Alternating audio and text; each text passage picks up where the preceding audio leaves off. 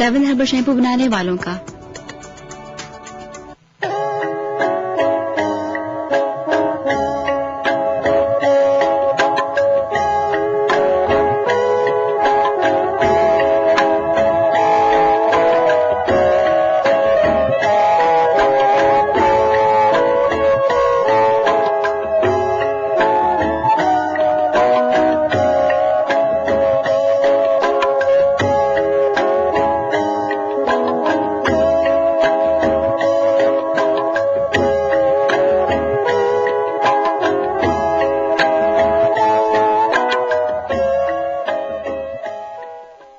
بسم اللہ الرحمن الرحیم. ہم نے پچھلی نشست میں بڑی تفصیل کے ساتھ اس پر گفتگو کی تھی کہ اس وقت مسلمانوں کے ساتھ بین الاقوامی سطح پر جو معاملات ہو رہے ہیں اور جس میں خاص طور پر توہین آمیز خاکوں کا معاملہ زیر بحث آ گیا تھا، اس کی نوعیت کیا ہے، اس میں مغرب کا ذہن کیا ہے، ہمیں اس کے معاملے میں کیسے سوچنا چاہیے. وہ بحث چونکہ کسی حد تک تشنا رہ گئی تھی تو ہم اسی سے اس نشست کی بھی ابتدا کرتے ہیں. دیکھنا یہ چاہیے کہ ہم جو اس کا ہدف بن رہے ہیں ہمیں اپنی کیسے تربیت کرنی ہے، یعنی ہمیں تربیت کیسے کرنی ہے، ہمیں اس کا مقابلہ کیسے کرنا ہے. کیا اس کا مقابلہ ہمیں شائستگی کے حدود کو پھلانگ کر کرنا ہے، ہمیں پرتشدد مظاہرے کر کے کرنا ہے، ہمیں اپنے املاک کو نقصان پہنچا کے کرنا ہے، ہمیں غریب لوگوں کی موٹر سائیکل اور گاڑیاں چلا کر کرنا ہے، یہ طریقہ اختیار کرنا ہے، یا ہمیں صبر اور استقامت کے ساتھ سارے معاملات کا جائزہ لینا ہے، شائستہ طریقے سے اپنی بات پہنچانی ہے، اپنے اس کردار کو کبھی فراموش نہیں کرنا کہ ہم اصل میں دین کی دعوت کے علمبردار ہیں اور خدا کے پیغام کو ہمارے سپرد کیا گیا ہے جو ہمیں دنیا تک پہنچانا ہے. یہ موقع اس کا بہترین موقع ہوتا ہے. آپ دیکھیں اسلام کیا ہے، اس کی دعوت کیا ہے، اس کا پیغام کیا ہے، اس سے اچھا موقع اور آپ کو کیا مل سکتا تھا. میں نے 3 چیزوں کی طرف توجہ دلائی تھی جو ہم سب کر سکتے ہیں. یعنی ہم میں سے جس آدمی کے پاس بھی قلم ہے اور علم ہے وہ اس کو استعمال کر کے یہ کام تو کر سکتا ہے نا کہ لوگوں کو یہ بتائے کہ مسلمانوں کے جذبات پیغمبروں کے بارے میں کیا ہے، یہ بتائے ہماری اقدار کیا ہے، یہ بتائے کہ مغرب اگر ان اقدار کو نہیں سمجھ رہا تو کم سے کم اس بات کا خیال کرے کہ 1 ارب 20 کروڑ سے زیادہ لوگ دنیا میں ان اقدار کو اپنی زندگی سے زیادہ عزیز رکھتے ہیں. لہذا کم سے کم وہ یہ بات کرتے وقت یہ ضرور دیکھ لیں کہ کن لوگوں کے جذبات کو وہ مجروح کر رہے ہیں، کن لوگوں کی دل آزاری کر رہے ہیں. یہ چیز تو انسانی حقوق کے زمرے کی چیز ہے. یعنی دنیا میں انسانی حقوق کے بارے میں اب تک جو کچھ لکھا گیا ہے اس میں یہ بات ہر جگہ صراحت کے ساتھ بیان کی گئی ہے کہ آپ دوسرے کی نفسیات کا خیال رکھیں گے، اس کے جذبات کا خیال رکھیں گے، آپ اس کو کوئی نقصان نہیں پہنچائیں گے، آپ اس کی نفسیات کو مجروح کرنے کی کوشش نہیں کریں گے. یہ باتیں تو بڑی وضاحت سے ہر جگہ بیان کی گئی. 1 کروڑ 20 لاکھ جو یہودی ہیں ان کے سامنے اگر آپ ہٹلر کی تعریف کرتے ہیں تو وہ ایک نیگیٹو پرسپیکٹو میں چیز یعنی ان کے جذبات کو چیز مجروح کرتے ہیں، ان کے ساتھ ہے تو آپ نے اس کو تحفظ دے رکھا ہوا. اسی طرح آپ دنیا کے قوانین کا اگر مطالعہ کریں تو دنیا کے تمام ممالک کے قوانین میں اس طرح کی چیزیں آپ کو مل جائیں گی جس میں بعض چیزوں کو اسی جگہ پر رکھا گیا ہے کہ آپ آزادی اظہار رائے کو ان حدود میں استعمال کر سکتے ہیں. تو وہاں پہ ختم ہو جاتی ہے جہاں سے میری حد شروع ہوتی ہے. آپ کی حد شروع ہوتی ہے اور آپ کی حد صرف جسمانی نہیں ہے، نفسیاتی بھی ہے، جذباتی بھی ہے. اس میں بھی کوئی حرج کی بات نہیں ہے کہ مسلمانوں کی مختلف تنظیمیں اجتماعات منعقد کریں، مسلمانوں کی مختلف تنظیمیں مظاہرے منظم کریں، لیکن پھر اس بات کی ضمانت دیں کہ کسی کی نکسیر نہیں پھوٹے گی، کوئی بتی نہیں ٹوٹے گی. بالکل ٹھیک. یعنی یہ بات وہ اپنے ذہن میں رکھیں اور ہر شخص اس پر واضح کرے. مجھے اس بات صدمہ ہوا، میں آپ سے عرض کرتا ہوں کہ یہ اتنے بڑے پیمانے پر غارت گری ہو گئی. اس طریقے سے لاہور کی مال روڈ جلا دی گئی، اس طریقے سے پشاور میں لوگوں کے ساتھ زیادتی ہوئی، لیکن 16-17 بسیں آپ کو معلوم ہے کہ پشاور میں ایک ہی دن میں جلا دی گئی. یہ جو کام مسلمانوں نے کیا ہے تو سیاسی لیڈروں کو، رہنماؤں کو، مذہبی لوگوں کو اگلے دن پوری قوت سے اس کی مذمت کرنی چاہیے تھی اور یہ بتانا چاہیے تھا کہ اپنے جذبات کا اظہار کرتے وقت یہ دیکھو کہ تم نے کتنے بڑے گناہ کا ارتکاب کر ڈالا ہے. یعنی جس چیز کی حرمت کو اللہ کے پیغمبر نے عرفہ کے دن کی حرمت کے برابر قرار دیا اور حرم کی حرمت کے برابر قرار دیا، جان مال آبرو، اس کو نقصان پہنچایا. انسان مرے ہیں، کسی انسان کا مر جانا کوئی معمولی بات نہیں ہوتی. ویسے تو اس معاملے میں ہم سچی بات یہ ہے کہ اس پستی میں اتر چکے ہوئے ہیں کہ ابھی آپ دیکھیے بچی کا گلا کٹ گیا ہے پتنگ کی ڈور سے، لیکن معلوم ہوتا ہے کہ پورے معاشرے کے کانوں پر گھون تک کی نہیں گی. یعنی میں تفریح، کھیل، اس طرح کی چیزوں کو معاشرت کے لیے بڑی اہمیت دیتا ہوں، لیکن جب کوئی کھیل اور جب کوئی تفریح انسانی جانوں کے لیے خطرہ بن جائے. آپ کے علم میں ہوگا کہ ہمارے کالم نگار نے ایک بہت خوبصورت کالم لکھا پچھلے دنوں جس میں انہوں نے بتایا کہ ایک شخص دیکھیے زندگی کے کتنے مراحل سے گزر کر اس جگہ پر پہنچا کہ وہ ایک گاڑی خرید لے اور اس کے یہاں کچھ خوشحالی آ جائے اور وہ جلا دی گئی. تو یہ جو صورتحال ہے یہ معمولی درجے کی چیز نہیں ہے، لیکن جس جگہ پہ اس کی مذمت ہونی چاہیے تھی. جس طرح اس کو کنڈم کرنا چاہیے تھا بدقسمتی سے ہم نے نہیں کیا. ہمیں بتانا چاہیے تھا کہ مسلمانوں تم نے اگر دوسروں کی غلطی کے خلاف مظاہرہ کیا ہے تو اپنی اس غلطی کو بھی دیکھو کہ وہ کتنی بڑی غلطی ہے. اور سارے لوگوں کو میں آپ سے عرض کروں کہ کوئی بڑا لیڈر اس موقع کے اوپر ہوتا تو میرے نزدیک وہ اگلے دن یہ اقدام کرتا کہ اس وقت تک ہم کوئی مظاہرہ نہیں کریں گے جب تک اس بات کی ضمانت نہیں دے دی جاتی تو مسلمان اس طرح کوئی اقدام نہیں کریں گے, تاکہ ان کو احساس ہوتا ہے اس بات کا کہ جان کی کیا قدر و قیمت ہے, مال کی کیا قدر و قیمت ہے. اور یہ صرف مسلمان کی جان مال آبرو کا سوال نہیں ہے, ہر انسان کی جان مال آبرو کا سوال ہے. یعنی ہم تو اس دین کے ماننے والے ہیں کہ جس میں یہ اعلان کیا گیا کہ من قتل نفسا بغیر نفس و فساد فی الارض فکانما قتل الناس جمیعا, یعنی جس نے کسی ایک انسان کو قتل کر ڈالا بغیر کسی وجہ کے, اس نے در حقیقت پوری انسانیت کو قتل کر ڈالا. تو یہ ایک المناک بات ہوئی. تو چنانچہ میں یہ کہتا ہوں کہ آپ کو حق حاصل ہے, مجھے حق حاصل ہے کہ ہم اپنے پیغمبر کے ساتھ محبت کے اظہار کے لیے سڑکوں پر نکلیں, لیکن پھر ہمیں غم کی تصویر بن کے نکلنا چاہیے. یعنی یہ موقع جو ہے یہ اظہار غم کا ہے, یہ اس کا موقع نہیں ہے کہ ہم ہلٹ بازی کریں. اس کا ہمیں نمونہ پیش کرنا چاہیے تھا کہ ہم کس اخلاق کے ساتھ, کس کردار کے ساتھ نکل سکتے ہیں. اور جتنے لوگ نکلے اس سے کہیں زیادہ نکلنے چاہیے تھے, بلکہ اس کا جو نتیجہ نکلتا ہے جب آپ تشدد آمیز مظاہرے کرتے ہیں وہ یہ کہ پھر شرفا نکلنے سے گریز کرنا, جو سچے لوگ ہوتے ہیں بیچ میں محبت کرنے والے وہ نکلتے ہیں. لوگ محسوس کرتے ہیں ہماری جان مال آبرو خطرہ ہوگا. اگر یہ بالکل تنظیم کے ساتھ اور بغیر کسی تشدد کے بہت بڑے ہوتے, اس سے زیادہ بڑے پیمانے پر ماضی میں ہم نے سنا ہے کہ لاکھوں لوگوں کو نکلنا, بلکہ کروڑوں لوگوں کو نکلنا چاہیے تھا. سڑکیں پٹ جاتی اور یہ بتایا جاتا ہے, لیکن آپ ایسے جاتے کہ جب آپ وہاں سے چلے جاتے تو معلوم ہوتا ہے کہ کسی ایک پھول کی پتی کو بھی نہیں چھڑا گیا. اور آپ کے پیغمبر کی سیرت کیا ہے, آپ یہ دیکھیں کہ رسالت میں آپ صلی اللہ علیہ وسلم کو گالیاں دی گئی, راستے میں کانٹے بچھائے گئے, وہ آپ کی گردن پر ڈال دی گئی, آپ کے خلاف طرح طرح کے الزامات لگائے گئے, یعنی آپ کا نام تک بگاڑ کر لینے کی کوشش کی گئی. یہود یہاں تک پہنچ گئے, قرآن نے اس کو بیان کیا ہے کہ مجلس میں جو عام آداب کے اور تشریف کے الفاظ ہوتے ہیں ان کو بگاڑ دیا انہوں نے. لیکن آپ دیکھیں کس صبر کے ساتھ, کس رفع و درگزر کے ساتھ, کس محبت کے ساتھ آپ نے اس صورتحال کو تبدیل کیا. آپ تو کوڑا پھینکنے والے کوئی معمولی نمونہ نہیں. ہم ویسے کہنے کو تو کہتے ہیں کہ سلام اس پر کہ جس نے گالیاں کھا کر دعائیں دی, یعنی یہ ایک نمونہ ہے نا رسالت میں آپ صلی اللہ علیہ وسلم کا. تو اس نمونے کو ہم کیسے فراموش کر سکتے ہیں اس طرح کے موقعوں پر. ہمیں بھی اس موقع پر اگر نکلنا تھا تو اس طرح نکلنا. اور کامبی صاحب جس طرح آج بھی ابھی بھی ہم بات کر رہے ہیں کہ اپنی جو اصل چیزیں ہیں اس کو پروجیکٹ کیا جائے ویسٹ کے سامنے. چند روز پہلے مجھے ایک بڑے اچھے اسپیکر کی بات سننے کو معلوم ہوئی. اس نے کہا کہ آپ کو کوئی ضرورت نہیں ہے کہ آپ جو ہے مزید ریسرچ کریں یا مزید اس کو انٹرپریٹ کریں. انہی کے جو اپنے آتھرز ہیں, کیرن آرمسٹرانگ ہے, مونٹگومری واٹ ہے, فلپ کے ہٹی ہے, انہی کی چیزوں کو آپ اکٹھا کر کے ان کے سامنے رکھ دیجئے تو آپ کا پرپز حل ہو جائے گا. آج بھی بات کرتے ہیں تو کئی طریقے ہوں گے. جیفری مونبیٹ ہے, باقی اس طرح کی ٹیموٹی گیٹس بے شمار لوگ ہیں, بہت اچھے ایکسپیرینس ہیں. ایک زمانہ تھا جس میں مغرب کا علم اسلام کے بارے میں بہت ناقص تھا, اور اس زمانے میں جو مستشرقین پیدا ہوئے وہ بھی بدقسمتی سے بس شدہ تصویر پیش کرتے رہے. رسالت میں آپ صلی اللہ علیہ وسلم کا نام اس زمانے میں بگاڑا گیا, آپ کے بارے میں غلط تصورات پیش کیے گئے, کعبے کے بارے میں لوگوں کو یہ بتایا گیا کہ وہ کوئی بت ہے جس کی پرستش ہو رہی ہے, اور اس طرح کی کہانیاں اور افسانے تھے. آہستہ آہستہ علم بڑا ہے اور مغرب میں ایسے لوگ پیدا ہوئے ہیں. پوری اورینٹلسٹ کی تحریک میں بڑی تبدیلیاں اور تغیرات آئے ہیں. اور اب آپ یہ دیکھیے کہ ان کے اپنے لوگوں میں سے بہت سے ایسے لوگ ہیں کہ جنہوں نے ان غلط فہمیوں کو دور کیا ہے. تو ہم بڑے سلیقے کے ساتھ یہ چیزیں ان کے سامنے پیش کر سکتے تھے. پھر جہاں کہیں انٹرپریٹیشن کی غلطی ہو رہی ہے اس کو ہم سیاق سباق میں رکھ کے واضح کر سکتے تھے, اس حکم کا منشا سمجھا سکتے تھے. اور مسلمان اگر کہیں غلطی کر رہے ہیں, یعنی وہ اگر کوئی چیز غلط ایڈمٹ بھی کیا رہے ہیں تو ہم اس کا اعتراف کر کے کہ یہ غلطی ہمارے یہاں ہو رہی ہے لیکن ہمارے دین کا اصل حکم یہ ہے, اس کو بھی بیان کر سکتے تھے. تو یہ تین کام تو میں نے آپ سے عرض کیا ہے کہ یہ ہم سب کر سکتے ہیں. یعنی اعتدال پسندی سے سب. اعتدال تو ہمارے دین کا اصل حسن ہے نا. یہ چوتھی جو چیز عام طور پر کہی جاتی ہے کہ ہم اقتصادی بائیکاٹ کرتے, میں نے یہ عرض کیا تھا کہ یہ معاملہ اتنا آسان نہیں ہوتا. یہ معاملہ اصل میں میری آپ کی سطح پر بھی نہیں ہو سکتا.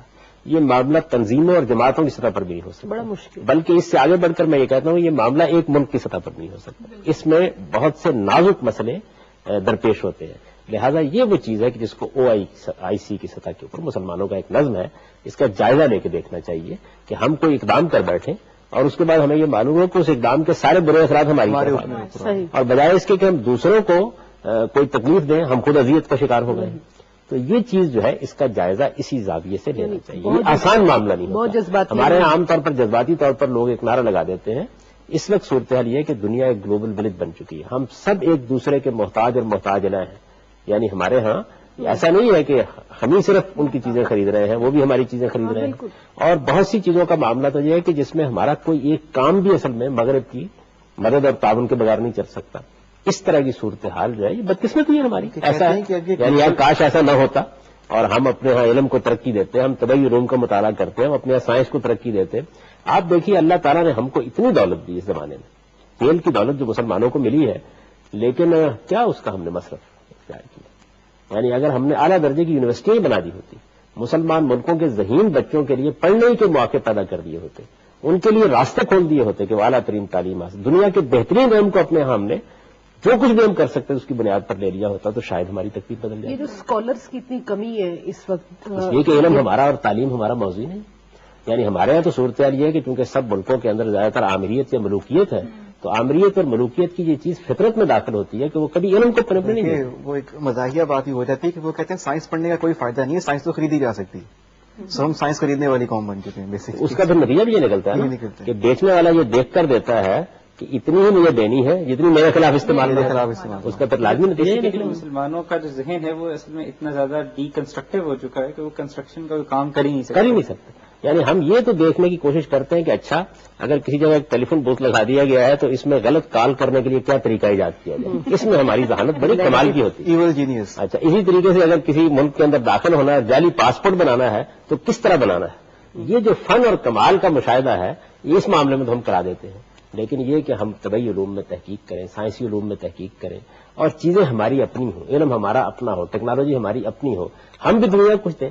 یعنی کتنی شرم آتی ہے جب ہم یہ دیکھتے ہیں کہ پچھلے 500 سال میں آپ یہ دیکھیے کہ وہ کیا چیز ہے جو ہم نے دنیا کو دی ہے. کوئی ایک چیز بھی نہیں, بلکہ کوئی ایک چیز بھی نہیں. سائنس کے میدان میں دیکھ لیں, ٹیکنالوجی کے میدان میں دیکھ لیں, سماجی علوم کے میدان میں دیکھ لیں. یعنی سائنس اور ٹیکنالوجی کو تو آپ چلے ایک طرف رکھ دیں, سماجی علوم سوشل سائنسز میں بھی آپ نشاندہی نہیں کر سکتے کوئی ایک چیز. میری نظر سے پچھلی رات گزری کہ اس میں آتھر نے لکھا ہوا کہ پچھلے 1000 برس میں اسلامک کنٹریز کے اندر دوسری زبانوں سے جو لینگویج سے جو بکس ٹرانسلیٹ کی گئی ہیں, اسپین میں 1 سال میں اتنی بکس ٹرانسلیٹ ہو گئی. ایک زمانہ تھا کہ مسلمان اسی درجے میں تھے, لیکن اس کے بعد آپ جانتے ہیں کہ 400-500 سال میں جب انحطاط آیا تو اس کی صورت یہ ہے. تو اقتصادی معاملات میں اس وقت ہم دوسروں کے مرہون ہیں, اس وجہ سے اگر کوئی اقدام کرنا ہے تو بہت سوچ سمجھ کے کرنا ہوگا. اور پھر میں ایک آخری بات یہ عرض کرتا ہوں کہ یہ بھی دیکھنا چاہیے کہ کیا اس جرم ضعیفی کا بھی کوئی علاج ہے. یعنی وقتی طور پر آپ نے مظاہرہ بھی کر لیا, آپ نے دین کی ایک حقیقت کو بھی واضح کر دیا, آپ نے دوسروں کو شائستگی اور تہذیب کی تعلیم بھی دے دی, لیکن اس جرم ضعیفی کا بھی تو کوئی علاج کرنا چاہیے نا. آپ جب دنیا میں برتری کے مقام پر ہوتے ہیں تو پھر لوگ آپ کے ساتھ اس طرح کی چھیڑ چھاڑ کرنے سے گریز کرتے ہیں. ابھی آپ جو یہ جرم ضعیفی کی بات کر رہے ہیں, واقعتاً وہ قوم ہے کہ جو ایک فلم لانچ کرنے سے پہلے اس ملک کے حالات, موسم اور لوگ کتنی تعداد میں باہر نکلیں گے وہ سب کا ان کی کمپنیاں جائزہ لیتی ہیں. آیا انہیں یہ معلوم نہیں کہ یہ کس بات پہ کتنے سینسٹیو ہیں, کس بات پہ. وہ ہماری کمزوری اور جرم ضعیفی کی جو آپ نے بات کی ہے, تو جو چھیڑخانیاں ہوتی ہیں ظاہر اس کا یہ نتیجہ نکلتا ہے نا. یعنی اگر آپ نے اپنے آپ کو علم میں اس مقام پر نہیں رکھا کہ جہاں آپ دنیا کی رہنمائی کر سکیں, دنیا اصل میں برہم حقیقتوں پر کھڑی ہوتی ہے. بالکل صحیح. یہ آپ کے جذبات اور احساسات پر نہیں کھڑی ہوتی. چنانچہ اگر آپ نے اپنے آپ کو اس مقام پر کھڑا نہیں کیا تو آپ کو اس کی سزا بھگتنی ہوگی. وہ جو میں نے جرم ضعیفی کا ذکر کیا تو ہمارے شاعر نے یہی کہا نا کہ جرم ضعیفی کی سزا مرگ مفاجات. یعنی جب آپ ضعیفی کے اس مقام پر پہنچیں گے تو اس کے بعد پھر یہی ہوگا کہ آپ کے لیے موت کے سوا کوئی راستہ باقی نہیں رہے گا. زندگی پانی ہے اور جینا ہے, تو اس کے لیے یہ طریقہ ہے کہ آپ دنیا کے اندر علم کے نمبردار بن کے کھڑے ہوں. مسلمانوں کو اس جانب بھی توجہ کرنی چاہیے. یعنی ان کے جذبات اپنی جگہ, احساسات اپنی جگہ. جذبات تو ہم سب کے مجروح ہوئے ہیں, دل ہم سب کے زخمی ہیں, یہ اس میں کوئی شک نہیں کہ بڑی بدتمیزی کا معاملہ جو کیا گیا ہے, اور ہمیں اس کے معاملے میں اپنے جذبات کے اظہار کا بھی حق ہے. لیکن آخر یہ معاملات کیوں ہو رہے ہیں, مستقل اس کا کوئی حل نہیں. اس کا مستقل حل یہی ہے کہ ہم اپنی تعمیر کی طرف توجہ دیں, اور تعمیر کا راستہ علم کے سوا کوئی نہیں. یعنی آپ جب تک علمی انقلاب اپنے ہاں پیدا نہیں کریں گے, سیاسی انقلاب کے علمبردار آپ کو جگہ جگہ مل جائیں گے. اس لیے کہ اس کے نتیجے میں اخباروں میں تصویریں لگ جاتی ہیں, آپ کی جمعیت اور جتھے بن جاتے ہیں, لوگ آپ کو جو روپیہ دیتے ہیں ان کے بلبوتے کو پر آپ لیڈری چمکا سکتے ہیں. لیکن علمی انقلاب کے لیے ظاہر ہے کہ آپ کو اور طرح کی جدوجہد کرنی پڑتی ہے. تو پوری مسلمان امت میں آپ دیکھیں اس پچھلے 200 سال میں تعلیمی اور علمی انقلاب برپا کر دیا جائے, علم کی میراث مسلمانوں کو واپس مل جائے, وہ اپنی کھوئی ہوئی یہ حکمت دنیا سے واپس لے لیں, اس کے لیے کوئی تحریک نہیں اٹھی. ایک تحریک آپ نہیں بتا سکتے اس مقصد کے لیے اٹھی ہے جس نے اپنا ہدف اس کو قرار دیا ہو. یعنی جس وقت آپ دیکھتے ہیں کہ مغلوں کی کتنی بڑی امپائر ختم ہو گئی, اچھا پلٹ کر دیکھیے کہ اس کے باقیات اور آثار کیا ہیں. مقبرے اور مسجدیں، محلات، کوئی درسگاہ، کوئی رصدگاہ، کوئی اعلیٰ سائنسی ادارہ، کوئی اعلیٰ تعلیمی ادارہ آپ کو نہیں ملے گا. بالکل یہی صورتحال اس 200 سال میں ہے. یعنی ان 200 سالوں کے عرصے کے دوران میں مسلمانوں میں ایسی تحریکیں اٹھنی چاہیے تھی نا جو علم کی علمبردار بن کے اٹھتی، مسلمانوں کے اعلیٰ نوجوانوں کا انتخاب کرتی، مسلمانوں کے اندر اعلیٰ ذہانتوں کو منتخب کر کے ان کی تعلیم تربیت کا بندوبست کرتے. اس کے لیے اللہ نے بڑے اسباب وسائل دے دیے. تو ہو سکتا ہے کہ ہم اپنی قوم کی تقدیر بدل ڈالتے. یہ کام ہم نے کیا ہی نہیں. اس لیے میں کہتا ہوں کہ وہ 3 چیزیں تو آپ کر لیجئے، لیکن باقی معاملات کے بارے میں آپ لانگ ٹرم پلاننگ کیجئے. یعنی ایک لمبی منصوبہ بندی دیکھنا چاہیے. آپ کیا سمجھتے ہیں یہ کیسے امپلیمنٹیشن ہوگی؟ اس کا راستہ یہی ہے جی کہ جتنے بھی باشعور لوگ ہیں، دیکھیے بات یہ ہے کہ ابھی انہوں نے ایک بات کی تھی کہ ہمارے ہاں کوئی ذہین لوگوں کے پیدا ہونے میں کمی نہیں. میں اس کو مزید آگے بڑھ کے یہ بتاتا ہوں کہ اللہ تعالیٰ جس طریقے سے آپ نے دیکھا نا مرد اور عورتیں پیدا کر رہا ہے، عام طور پر توازن نہیں بگڑنے دیتا. صحیح. اسی طرح سے ذہانتوں کو پیدا کرنے میں بھی توازن نہیں بگڑنے دیتا. اللہ تعالیٰ ہر جگہ یعنی کتنے شاعر پیدا کرنے ہیں، کتنے ادیب پیدا کرنے ہیں، کتنے سائنسی علوم کے ماہرین پیدا کرنے ہیں، توازن سے پیدا کرتا ہے.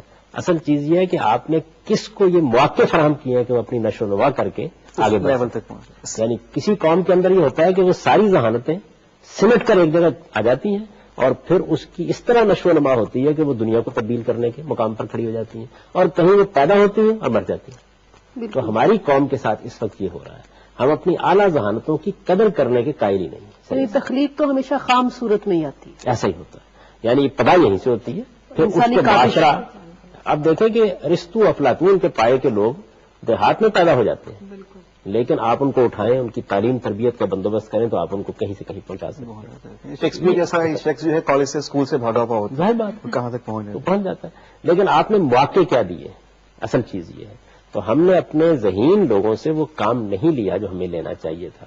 اس وجہ سے میں اس جانب توجہ دلا رہا ہوں کہ آپ وہ کام تو کریں، یعنی اپنی دعوت بھی پہنچائیں، دین کی وضاحت بھی کریں، اس کے صحیح رخ کو بھی واضح کریں، آپ اپنے جذبات بھی پہنچائیں، اپنی اقدار کا ابلاغ بھی کریں. یہ سب کریں. اور جس طرح کہ میں نے عرض کیا کہ اس ضمانت کے ساتھ کہ نقصیر نہیں پھوٹے گی اور بتی نہیں ٹوٹے گی، مظاہرے بھی کریں. یعنی وہ پھر بہترین نمونہ ہوتا ہماری تہذیب کا اور ہماری اقدار کا. لیکن سب سے زیادہ جس چیز کی طرف توجہ دیں وہ یہ کہ اس امت کو زندہ ہونا چاہیے، اور یہ علم کے احیاء کے بغیر زندہ نہیں ہو سکتی. یہ نعرے لگانے سے زندہ نہیں ہوگی، یہ احتجاج کرنے سے زندہ نہیں ہوگی، یہ ہنگامہ کرنے سے زندہ نہیں ہوگی، یہ آپ کروڑوں لوگوں کے مظاہرے کر لیں تب بھی زندہ نہیں ہوگی. اس کی زندگی کا راز اسی میں ہے کہ یہ اپنے علم کو زندہ کرے. ایک بیسک جو ایشوز میں آتا ہے وہ فائنینشیل ایشو ہے، اور ہم اپنے فائنینشیل ایشوز کو اتنا سیکیور کر ہی نہیں سکتے کہ اگر آپ پڑھ بھی لیتے ہو تو آپ you never secure about your financial conditions کہ وہ کیا ہوں گی. اور وہ ساری مسلم کنٹریز کا ہی اس وقت بیسک ایشو ہے، ہر مطلب ود فیو ایکسیپشنز. تو اگر ہم اس کو جب تک سیکیور نہیں کرتے، وہ ایجوکیشن تو ایک میرے خیال میں سیکنڈری چیز آ جاتی ہے for that kind of person جس کے لیے روٹی از اے بیسک پرابلم. تو آئی تھنک پہلے ہماری مسلم کنٹریز کے فائنینشیل ایشوز سیکیور ہو تو پھر ایجوکیشن مطلب وہ ایک بیسک ایشو تو ہے، لیکن پھر ہم اس کی طرف موو. دنیا کے اندر یہ نہیں ہوتا کبھی بھی. پہلے انسان بنتا ہے، اور اصل میں انسان بنتا ہے تو اس کے نتائج اقتصادیات میں بھی نکلتے ہیں، اس کے نتائج دوسرے علم کے شعبوں میں. یہی وجہ ہے کہ سائنٹسٹ کبھی بھی وہ نہیں گزرے جو لارڈز ہوا کرتے تھے. ایسا کبھی ہوتا نہیں ہے. تو اصل میں جس وقت آپ علم کی ترویج کرتے ہیں تو یہ اس کے نتائج میں نکلتے ہیں. یعنی ایسا نہیں ہو سکتا کہ آپ اعلیٰ علم پیدا نہ کریں اور اقتصادی انقلاب آپ کے یہاں آ جائے. یہ جو مغرب میں اقتصادی انقلاب آیا، انڈسٹریل ریولوشن ہوا ہے، یہ علم سے ہوا ہے. یعنی آپ ایک تکلے پر بیٹھے ہوئے آپ ایک چادر بنا رہے تھے یا دھاگا بن رہے تھے، آپ دیکھیں اس کو کیا حیثیت دے دی گئی، کس نے دی ہے؟ علم نے دی ہے. تو علم کا مطلب یہ ہے، تعلیم یا علم کی جب بات کی جاتی ہے تو اس کا مطلب ہے کہ وہ بنیادی چیز جس کو اللہ تعالیٰ نے پیدا کیا وہ انسان ہے. انسان کی ہم تعمیر کر ڈالیں. جس طرح کا انسان بنے گا وہ اصل میں کیا کرے گا؟ وہ آسمان زمین کو ایک کر ڈالے گا، نئی دنیا تخلیق کر ڈالے گا. یہ انسان ہے جس کے اندر سے سب کچھ نکلتا ہے. اقتصادی معاملات بھی اسی پر منحصر ہوتے ہیں، وہ خود ہی آ جائے گی. یعنی اصل میں یہ آپ کا جو انسانی وجود ہے اس کی تعمیر کرنی ہے، اخلاقی لحاظ سے بھی، اقتصادی لحاظ سے بھی، کائنات کے بارے میں اس کا ویژن کیا ہونا چاہیے اس کے لحاظ سے بھی، یہ کس فلسفیانہ بنیاد پر اپنے آپ کو دیکھیں اس کے لحاظ سے بھی. اگر آپ یہ نہیں کرتے تو اس کے بعد تو کوئی بھی آپ کی اسکیم کامیاب نہیں ہو سکتی. انسان کی تعمیر کی ابتدا ہوتی ہے اضطراب سے. وہ جو اقبال نے کہا ہے نا کہ تیرے بحر کی موجوں میں اضطراب نہیں، وہ اضطراب جب تک آپ کی شخصیت میں پیدا نہیں ہوتا اس وقت تک نئی دنیایں فتح نہیں ہوتی. تو یہ اضطراب پیدا کرنے کے بے شمار محرکات ہوتے ہیں، ان میں سے ایک بڑا محرک آپ کے حالات بھی، غربت بھی، یعنی یہ چیزیں بھی اس کے اندر آتی ہیں. میرا خیال یہ جی کہ ہم نے مختلف پہلوؤں سے کافی اس موضوع پر بحث کر لی اور اب اس نشست کا وقت بھی ختم ہو رہا ہے، تو ہم اس کو اختتام تک پہنچاتے ہیں. اقول قولی ھذا واستغفر اللہ لی ولکم ولسائر